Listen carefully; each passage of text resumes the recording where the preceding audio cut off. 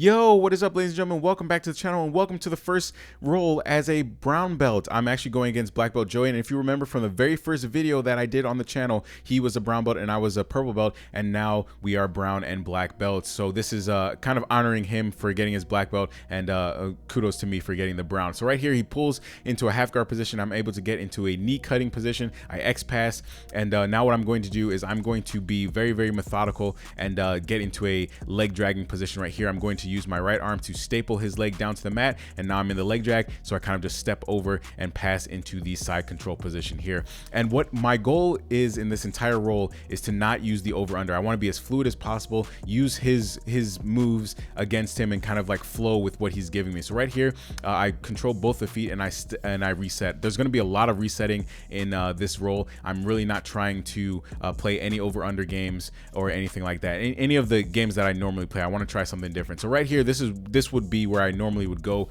for the over under position, but like I said, I'm trying something new. I just want to be as pass oriented as possible. And right here, he tries to go for an inversion, 50-50 inversion, and I actually learned this type of defense and pass from a guy named Chris Hutchinson, who is a black belt at Trident Fight Center, where I've been training for the past 3 months. So right here, I'm able to get out of that 50-50 by stacking him and using my leg to kind of go against his legs and pass the 50-50. So shout out to Chris for teaching me that 50-50 passing position. So right here, I'm able to get into the side control again, and then I'm just going to reset. That's pretty much the aim of the roll, is to reset as many times as possible and just be fluid with my passing. So right here, I'm controlling the pant leg. I'm going to step over to the side. He's going to get his legs in front of me, and I'm going to pass into the side control once again. Right here, I'm not holding it in the traditional way that I would like to hold it, with my hip blocking his hip. I'm kind of using my thigh to block his hip, and I'm just kind of working on the side control position here.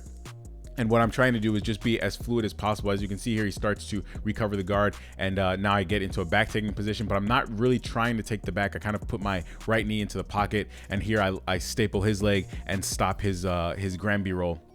And here I'm able to get into the back position, but right here, instead of going forward with more of the moves, I'm just going to reset once again and step through pass and keep my passing momentum going. So right here, I kind of swing around the legs. Again, I'm just using whatever he gives me. I'm just going to use that and try to build a pass off of that. Right here, I almost get the back.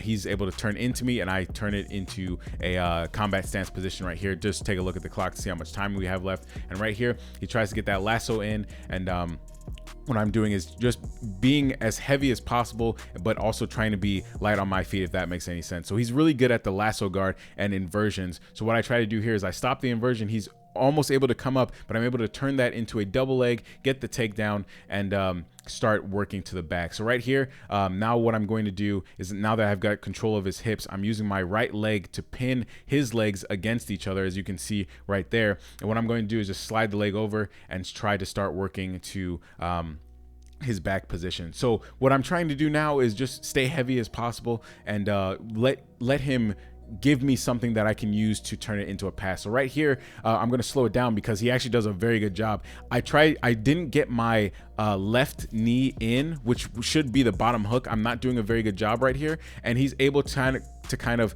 cartwheel over the entire guard. And as you can see by my facial expression, I was like, oh, I don't have a post anymore because I didn't have that hook in. So I bail and I turn it into a turtle position right here, and he's going to try to get his hooks in. I actually have really, really good turtle defense because I used to play a turtle game like Eduardo Tellez, and back when I was a blue belt, so I had to learn how to be very, very good at the turtle position. So right here, he's able to get one hook in, and what I'm doing here is I'm fighting his hands to keep them away from my collar. So while I'm fighting his hands to keep them away from my neck, what he's going to do is he's going to end up rolling and getting one hook in and trying to set up the bow and arrow choke. But his left hand is kind of shallow, so I'm able to kind of defend it, but we're going to roll off the mat. And what I'm going to do now is let him get the bow and arrow once again, and I'm going to work out of the bad position, which is something you should be doing when you're doing open mats and live sparring and stuff. If you get into a bad position, reset from that position and work to get out of it.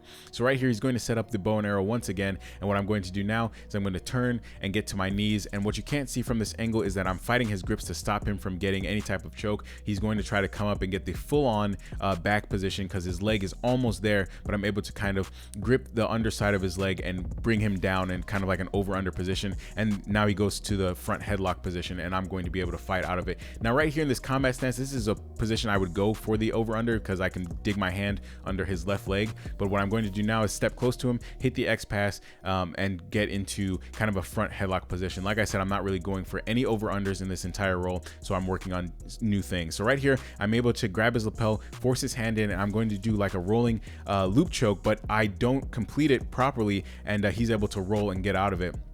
And now what he's going to do is try to run into me, try to grab a leg, but I'm able to stuff it, get to the back, and I'm going to use my right leg to pin and slow his Granby roll, and then get into a side control passing position. Right here, he's got my arm trapped there. I'm trying to free it, and what he's going to try to do in the last few seconds of the roll is get an inverted triangle position, and that is going to be the end of the roll.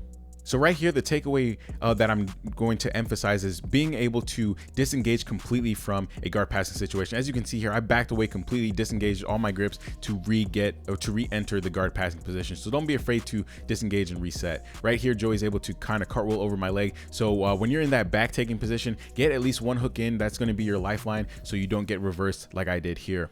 So ladies and gentlemen, that is the end of the roll and my very first roll as a brown belt on the channel. Thank you guys for supporting the channel and following and commenting on all my videos, and I will catch you guys on the next one. Peace.